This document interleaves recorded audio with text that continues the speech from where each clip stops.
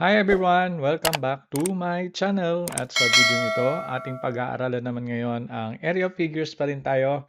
Pero this time, word problems. Okay, so let's start with number 1. A triangular flaglet, okay, yan yung example of flaglet, has a base of 40 centimeters and a height of 24 centimeters. So how many square centimeters of material were used in making of it? Okay, so obviously, maaaring rectangle yung ginamit ditong materials. So ang tanong kasi dito, how many square meters of material were used in making of it? Ang hindi niya tinatanong yung area ng triangle. Ang tinatanong niya, yung material were used in making of it. So, kung itatayo natin ito, halimbawa, drawing lang ako ng triangle. Halimbawa lang. So, ito yung 40 centimeters. Para mas mahaba yung ano. Teka lang. Ulit. Ulitin natin. May base na 40 centimeters. Yan. At ang height niya, siguro ulitan lang natin. Yan. 24 centimeters. So, ang tinatanong dito is hindi yung area ng triangle. Ang tinatanong niya dito, yung ginamit na materyales. So, kung magdo-drawing ako ng ibang kulay, halimbawa, blue. Okay. So, obviously, uh, triangle, yeah, rectangle, sorry. Rectangle ang ginamit niya dito. Okay? Kasi meron siyang base ng 40 at meron siyang height ng 24. Okay? Meron siyang height ng 24 centimeters and then ang base niya is 40 centimeters. So again, ang question na dito ay hindi area ng triangle, kundi area nung material na ginamit. Nagkakaintindihan? So, ang sagot natin dito, so it is a rectangle. So simply multiply the length and the width. So 40 times 24. So 40 times 24, ilan meron tayo dyan? Meron tayong 960 square centimeters. Okay? Okay, next one. Number 2. A playground in the shape of a parallelogram has a base of 60 meters. So ito yung base niya. Okay, 60 meters. And the height of 5 or 45 meters. So ang height niya is kailangan straight. Okay, so 45 meters. Yan ang kanyang height.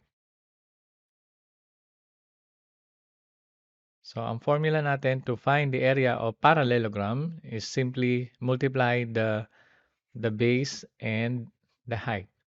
So 60 times 45.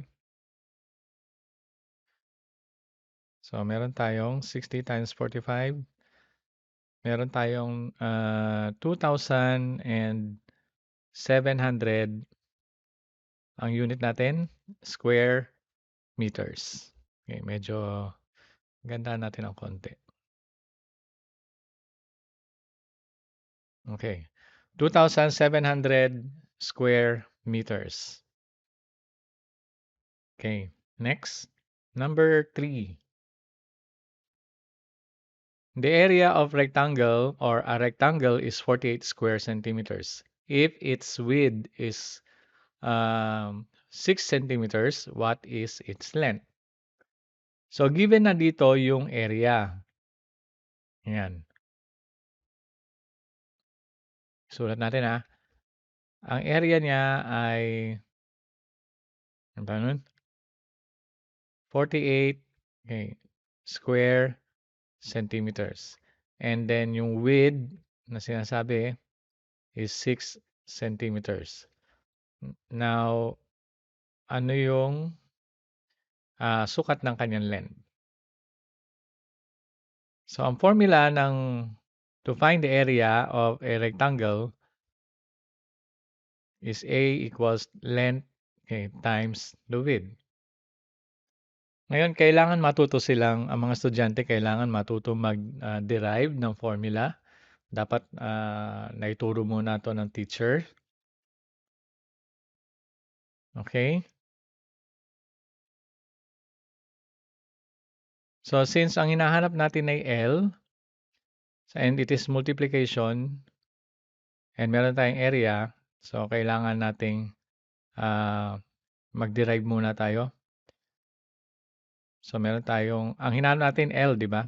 So, over width, then gagamit tayo ng cancellation. So, ang formula to find the length of the rectangle is the area divided by width.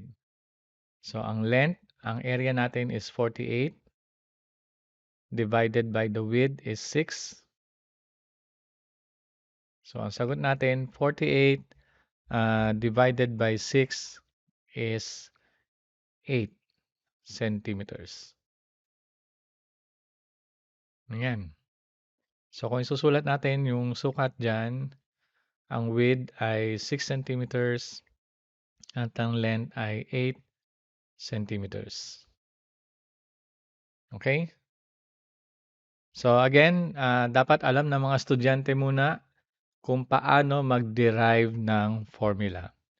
So, payo ko sa mga guro dyan, ng math teacher sa Pilipinas, please, ituro nyo muna kung paano mag-derive ng formula bago kayo magpa-homework sa estudyante. Okay? Next, number 4. A handkerchief in a square. Okay, sorry, it's a shape. Typo error. Shape yan. Okay. Square shape has a side of 25 centimeters. So find its area. So 25 centimeters, and since, no, not 25 meters. Okay, 25 centimeters, and since it is square, so all sides are equal.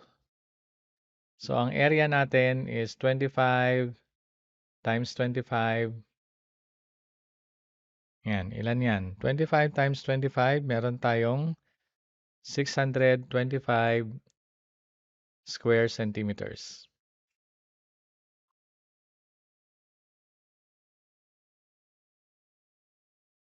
Next, number 5, the last one. Okay, the trapezoid the trapezoid bases are 7 centimeters and 11 centimeters. So obviously, this is shorter. So 7 centimeters and then 11 centimeters. Its height is 4 centimeters. Okay, so ang height daw niya ay 4 centimeters. So find the area of the trapezoid. So ang formula natin dyan, A plus B all over 2, okay, times the height. So ang A and B, ito yon, yung dalawang sides. Okay? So 7 plus 11 all over 2 times the height is 4. So 7 plus 11 is ilan to? 18 over 2 times 4.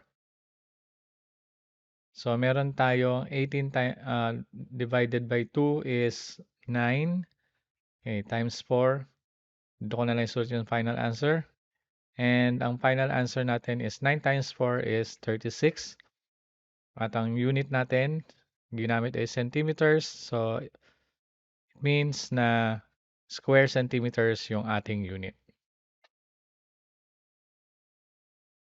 And we're done for today.